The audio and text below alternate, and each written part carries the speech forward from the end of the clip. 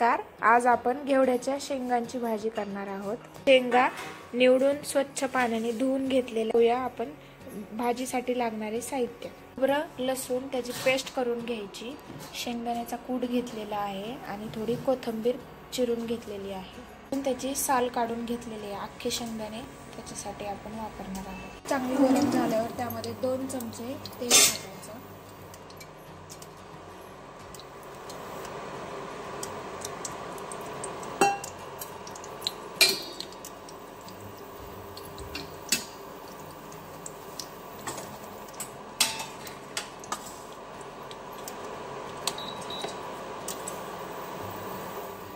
एक चमचा जिरे, एक छोटा चमचा मोहरी टाकायची, नंतर 1 छोटा चमचा जिरे टाकायची,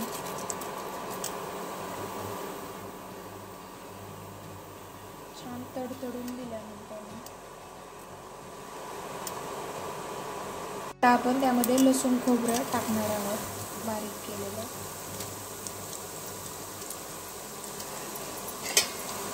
हे छान सोनेरी कलर येईपर्यंत परतून घ्यायचं।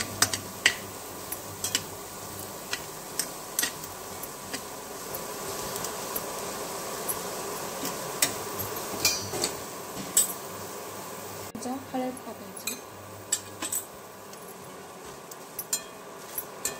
छान असं सोनेरी कलर येईपर्यंत त्याला परतून घ्यायचं।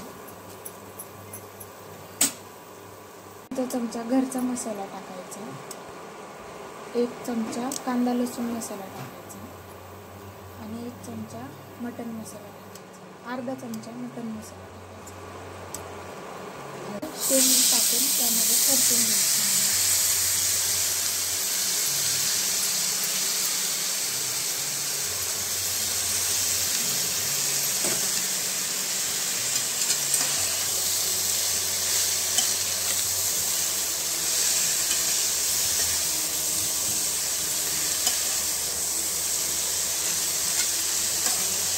शेंगा चांगल्या परतून त्यावर 5 ते 7 मिनिट आपण झाकण ठेवूया।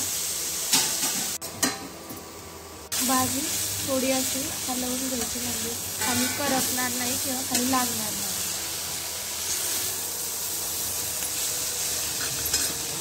शेंगदाण्याचा कूट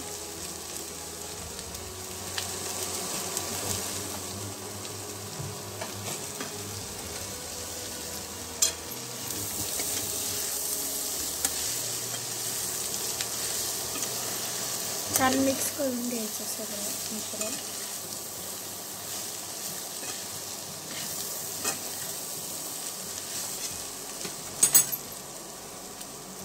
आणि अख्खे शेंगदाणे टाकायचे, भाजून सोलून घेतलेले।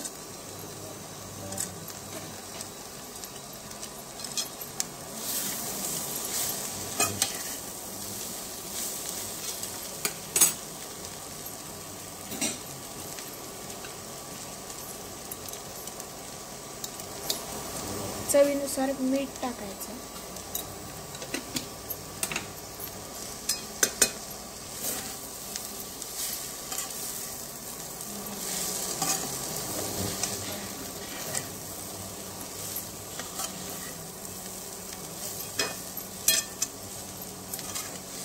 कोथिंबीर टाकायची भाजीमध्ये।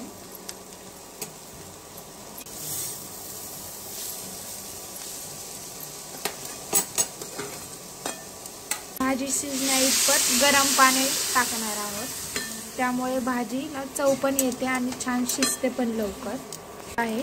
तर आता आपण झाकण ठेवू आणि 10 मिनिट शिजायला ठेवू। भाजी शिजलेली आहे। तुम्ही ही रेसिपी ट्राय करा आणि आवडलं तर चॅनलला लाईक, शेअर आणि सबस्क्राईब करा। धन्यवाद।